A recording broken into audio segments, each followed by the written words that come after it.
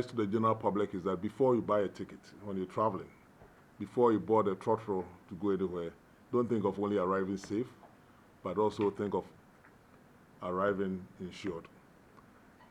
It's a responsibility on you to actually make sure that you are well protected. And as I said, sending the text messages and getting the confirmation is free, and there's no excuse to allow yourself to be uninsured. Once you sit in the vehicle and the vehicle has no insurance, it means you're uninsured. And when there's an accident, where do you go?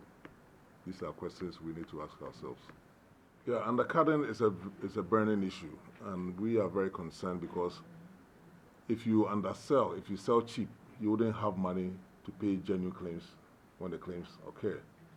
So the industry, the law allows us to actually come out with a minimum premium.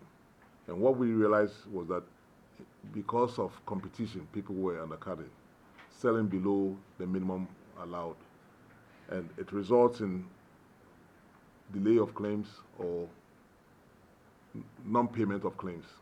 Now, with this system that we have in place, when you go into even underwrite and you sell below, you try to sell below the minimum the minimum approved by the commission, you cannot actually issue stickers.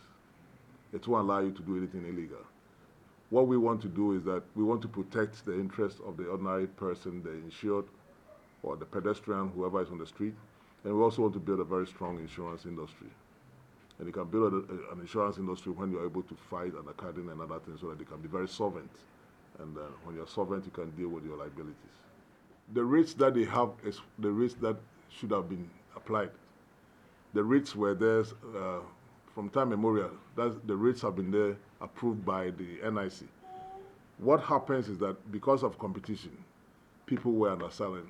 I'm telling you, sometimes people sell as low as 50% or 75%. So imagine if you're going to buy something that is worth 100 cedis, and someone says, I'll sell it to you at 50 cedis or 25 cedis. It tells you it's not proper. You have insurance, but when it comes to claim, you cannot pay. And we don't want to have such companies in our midst. And to do so, it means that we have to do what is right so that they can be solvent and they can deal with their liabilities.